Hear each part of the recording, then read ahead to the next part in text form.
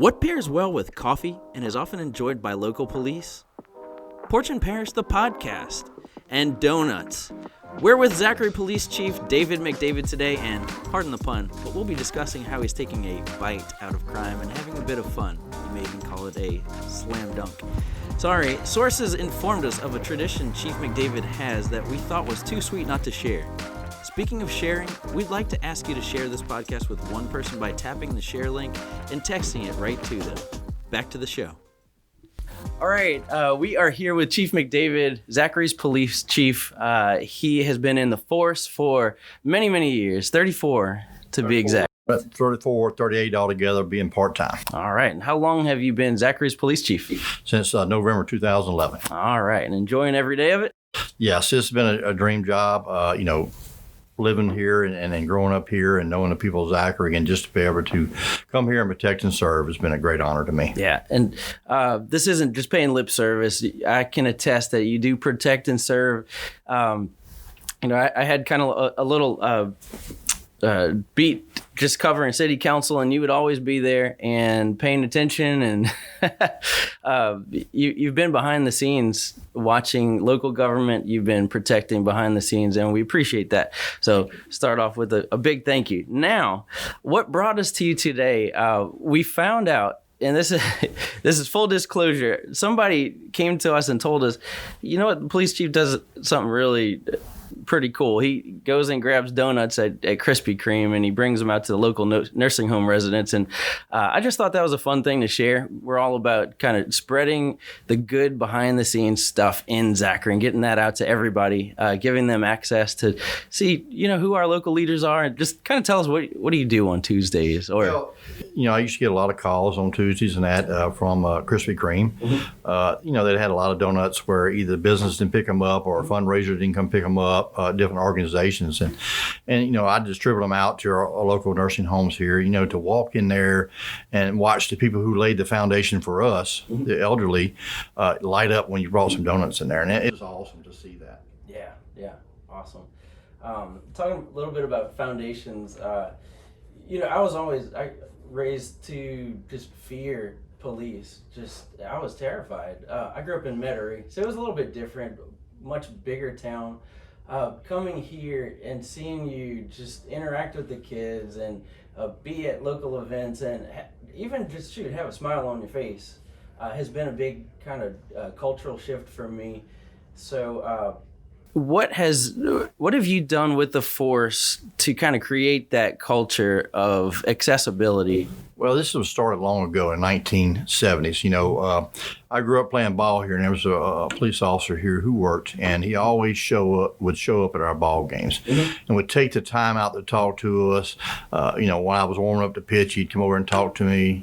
My nickname is Mac. He'd say, "Mac, how you doing today?" Mm-hmm. He followed us throughout where we would travel to play ball in the All-Stars throughout the state, and it always, I always said, man, this man's taking his time out to come talk to me as a police officer. He can, and it grew on me. And that man was John Hurdy, and he was one of my first partners. It's something John did throughout his career was become involved in the community.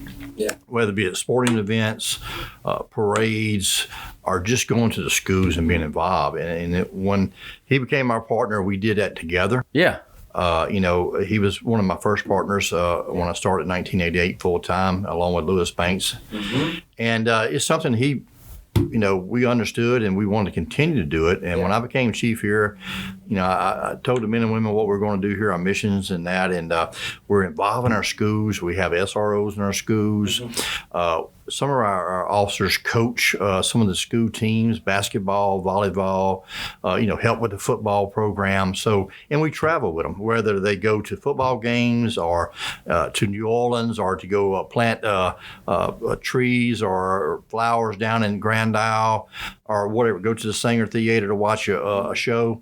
We're there with them, and we think that's a plus for our community. Yeah, awesome. Well, we were talking a little bit about your mustache earlier.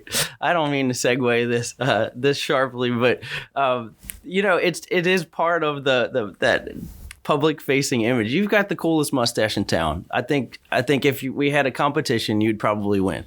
So appreciate how long have you had this mustache? Can you tell us a little bit about, I've had it since high school. I mean, if you go back and look at my baseball or my yearbook pictures, and I had it then. It was a little bit thinner then, but it's gotten thicker over the years. And I've kept it. I enjoy it. I like it. I noticed yours last year. I liked your mustache you had on last year. And, here we have a new beard policy where we, our men and women get together and they are allowed to have a beard. The ladies are allowed to wear different clothing, whether in CIU or the officers, and we collect canned goods for the food bank. And so we do that each year, and we give to the food bank, and we think that's a good thing to help our citizens also that way. All right. So you mentioned your partner. Do you have any fun cop stories about being having a partner? I can see you cruising the streets of Zachary 34 years ago with your brand new badge. And I mean, did you get into any trouble? Were you the hot-headed one? Were you the cool partner? Tell us about it. We both grew up here together, John, and then of course Lewis Banks was my other partner down the line, also in the detective office when I got moved there in '94. And we connected with the community. We grew up here. We knew the people. We could tell when a person committed a burglary, we could tell who it was by the MO they did, whether by kicking in a door, breaking out a window. You knew. Yeah. You had an idea. And, we just had a lot of good times together, coaching ball together, all of us. John coached. I coached with John. He coached me. We played softball together growing up. Lewis Banks coached kids here in Zachary. And like I say, we had a lot of good stories and times together here. And we know Lewis Banks was scared of the graveyard. So one night we snuck a dummy in there with a microphone into his back of his police unit. And we sent him in on a call into the graveyard. And we began talking in that radio with that dummy back there. And he didn't realize it was back there. It scared him so bad he ran out and jumped in his car and got out of the cemetery. That's awesome. Some of the stuff we did to each other was fun back then. Before this interview, I called Ricky and I asked him, is there anything that I need to know that, maybe I need to ask your dad? And he told us, can you share any stories kind of growing up at the First Baptist Church?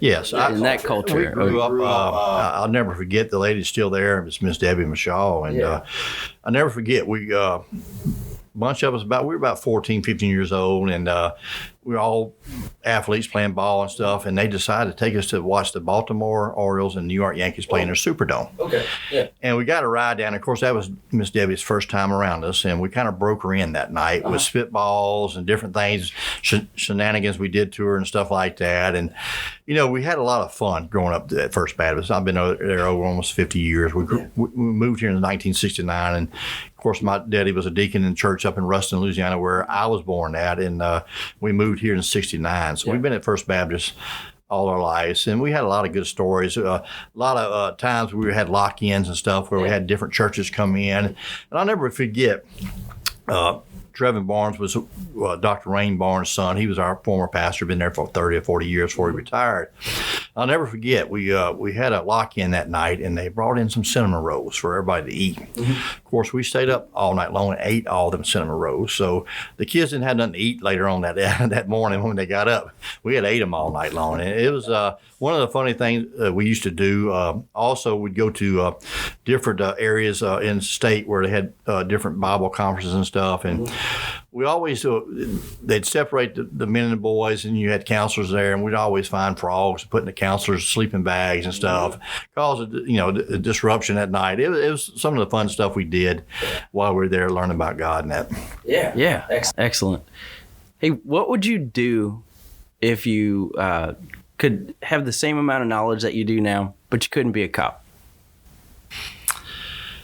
I don't know. I always wanted to be a weatherman. That was my thing, to be a meteorologist. And, I still today, and they can tell you here, when storms are coming, I prepare. I watch things. I let them know, hey, this is coming. Yeah. Get ready. With the, when a storm right now, I'm watching it. I notice the snow line keeps creeping to the south, and I pay attention. That's something I always wanted to be, was a meteorologist growing up. I think you'd be good at it. We all have that guy in our family, the local Nash Roberts. That's cool. All right. Well, I have a couple more questions for you, but I think it might be time to go to the lightning round. Are you? I'm ready. All right. So I'm going to give you a couple quick questions, little prompts here. So I usually wake up at fill in the blank. Around 7:30. Mm-hmm. All right. I can sing this song by heart. I like the Margaritaville by Jimmy Buffett. I can sing it pretty good. I still might need to see the words, but I like that song. Gotcha. So that would be your karaoke song? Yeah, pretty much my karaoke song.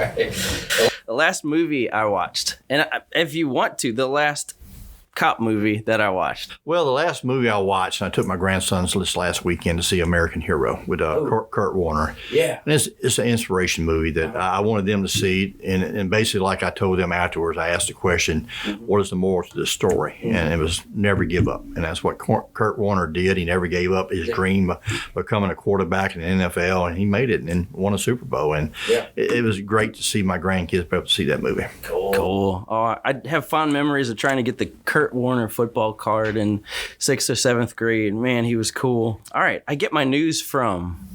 I read it online now. I look at different, like the Advocate or different news stations I look at. I look at all of them. I want to see what they all have to say.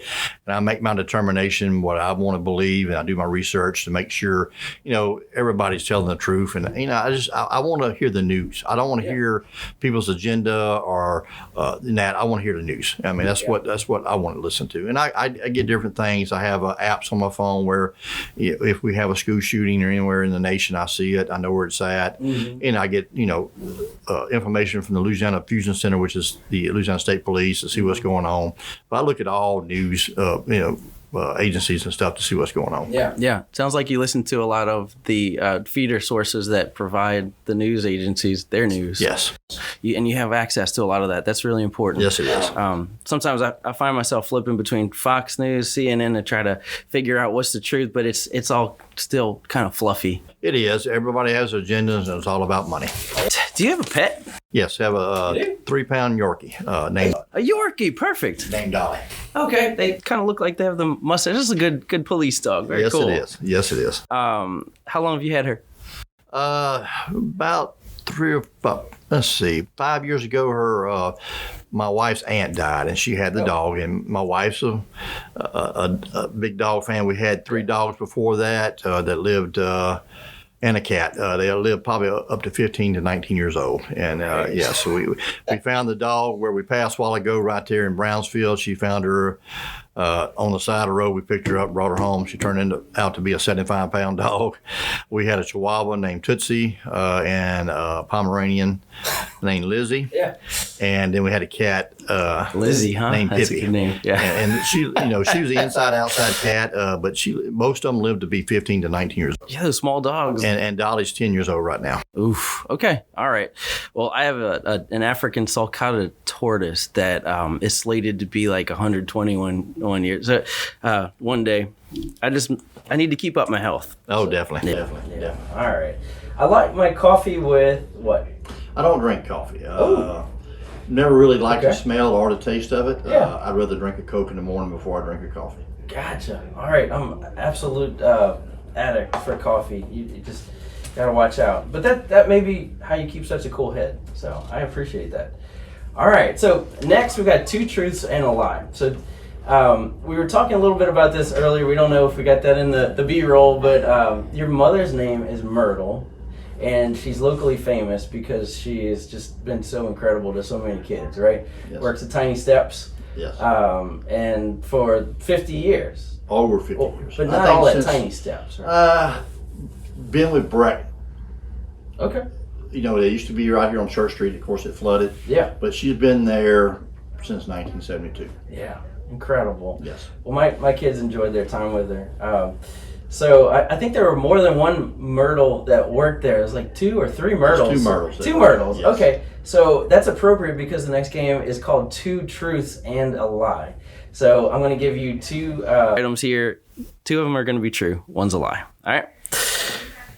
Number 1, the Myrtles Plantation is a National Historic Register plantation home founded in 1796 and is well known for mystery and intrigue, aka haunted. True, because you got a restaurant called 1796 there. Nice. Have you been there?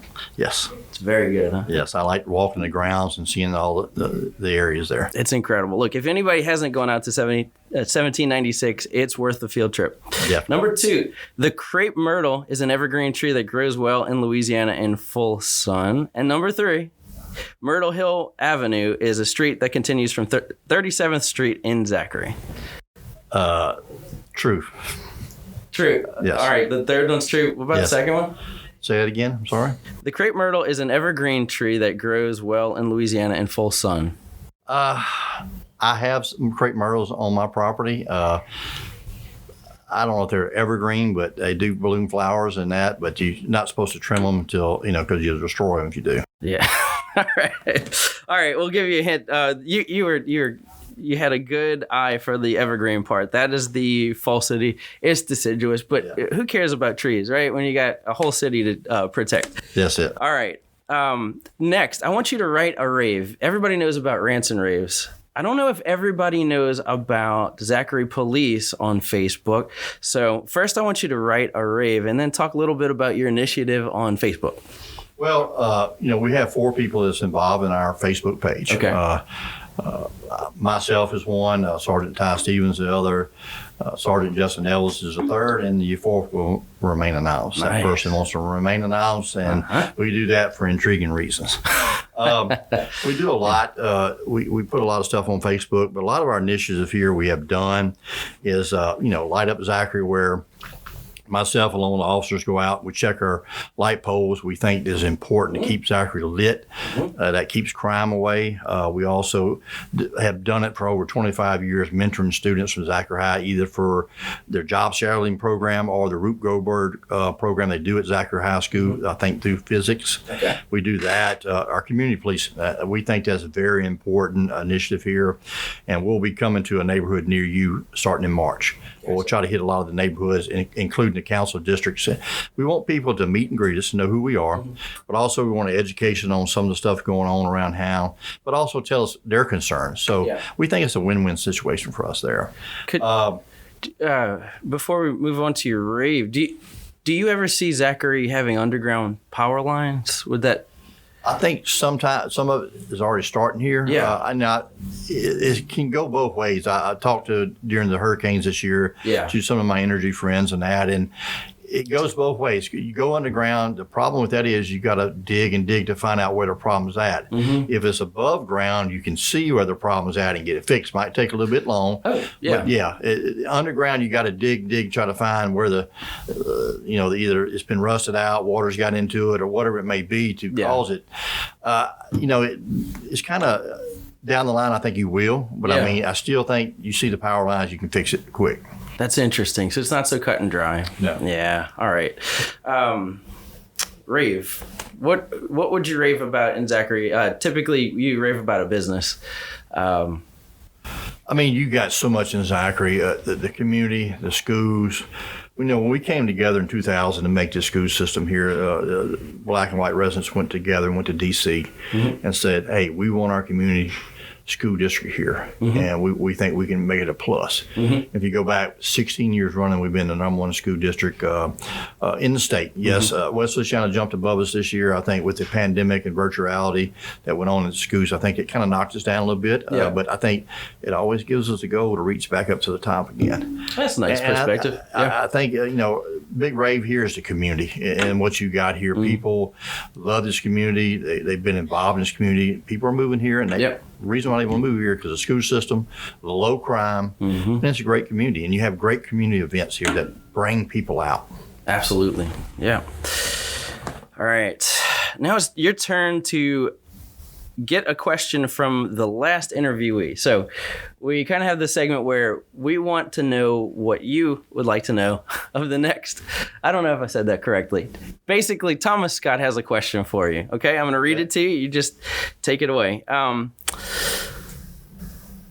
Thomas Scott asked, why do you stay in Zachary? I grew up here in 1969. I went to schools here, my brothers and sisters. My kids went to school here. My grandkids have gone to school here. It's a community I love. My parents were involved here for so long. My daddy was a recreation director here in Zachary, which he was over all the ball fields. Oh, no kidding. Okay. Yes. Why he worked for the railroad. My daddy worked for Illinois Central Railroad for 46 years. He worked from Crosby, Mississippi to Geismar, and they moved him down to the roundhouse right there by the Centralplex when he got close to retirement.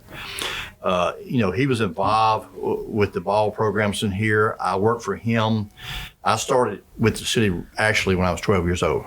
Our job here was to clean the ditches out. You see these canals here, that was our job. Yes. Summer job. Yeah. And I moved from cleaning out ditches to the ballparks, making sure, after each day, after the night before where we picked up trash, make sure the fields were lined, cut, ready to go for the next day. That was my job up to when I moved on to working at the gas station, local gas station here before I became full-time at this office. Yeah. It's so much here that, Zachary grew, but the community is what keeps me here, and the people and just knowing everybody here and growing up with everybody in the schools, and you knew each other, and it was just awesome to be here. I mean, you couldn't find a better town like this, and you had so many different people who lived here who went on, like Doug Williams, Tom M. McHugh became a mayor president, different people who became sports stars that went to Zachary, Boston Scott, Brandon Barrow went pitch for the Miami Marlins, Jesse Simpson went pitch for the St. Louis Cardinals.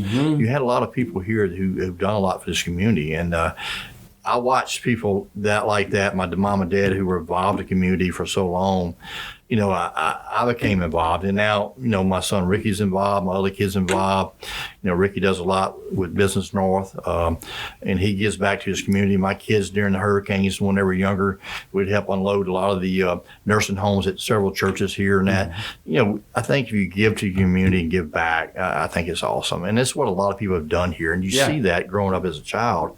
You want to be a part of that. And that's what made Zachary what it is today.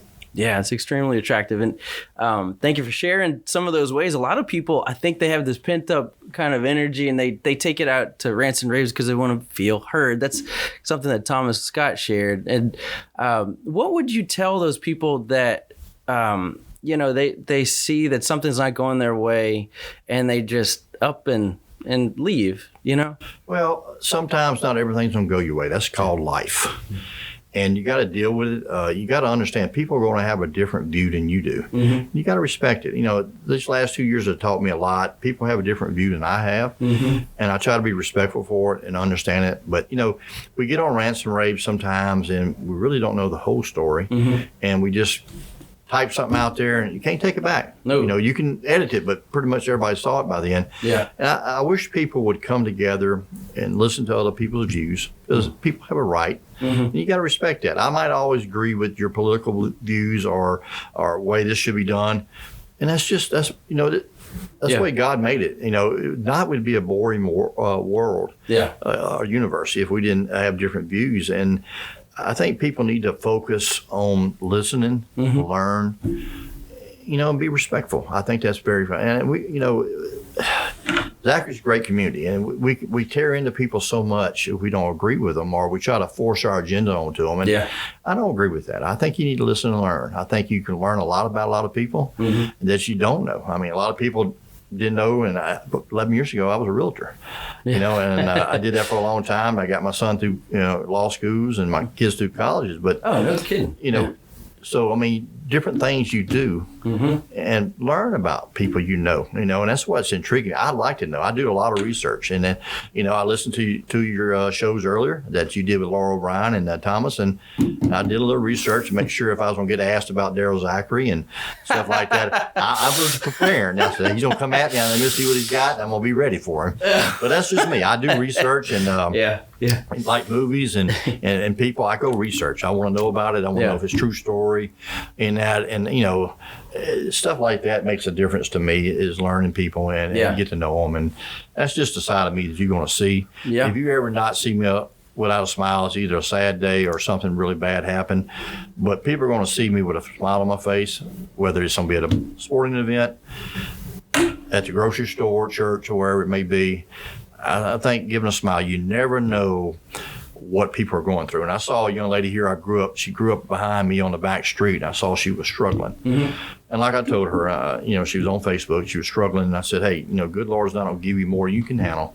And and I sent her a couple verses to that effect. And hey, we're here to help you. And that's what it's about. You're looking out for our fellow man. Yeah. All right. Last question. I would like you to prepare a question for the next guest. Pay it forward a little bit. What do you want to know from the next mystery guest? I'd like to know the name, and I'll come up with a question. Do we have a name? Who's next on our slate? Might be Kyle. Go Kyle Watson. Kyle Watson of Ozark Insurance. He works the commercial line side. They're incredible. It's a family business, third generation. What do you want to know? I'd like to know what is your best insurance, and what coverage do you have to help the citizens of Zachary with your insurance company during hurricanes and storms? I see a lot of times where some of the bigger or fly-by-night insurance agencies have, a little small written thing at the bottom when it gets time for flooding or wind damage or hurricane damage, they won't pay up. And those riders. You didn't buy the rider. Now you're you're up the creek. I know Kyle's has a reputable business, and then there's things like that I'd like to know about the insurance company. What do you do, and what, for your citizens? I think it's great. Awesome. All right. Look, thank you so much for your time. Just to even have these podcast mics and the setup and to get through security clearance, to ride along with you today was a great privilege, and I mean that. And I wish you luck in all your future endeavors, and hope to do this again in some capacity with you. That'd be great. All right. Thanks for joining us today on Porch Parish, the podcast. That was Mike Gennaro and Zachary Police Chief David McDavid. We contacted Jimmy Buffett but couldn't get the rights to Margaritaville, so we'll send you out with this jazzy little tune. Go ahead and make our day by hitting that like and follow button, or share this podcast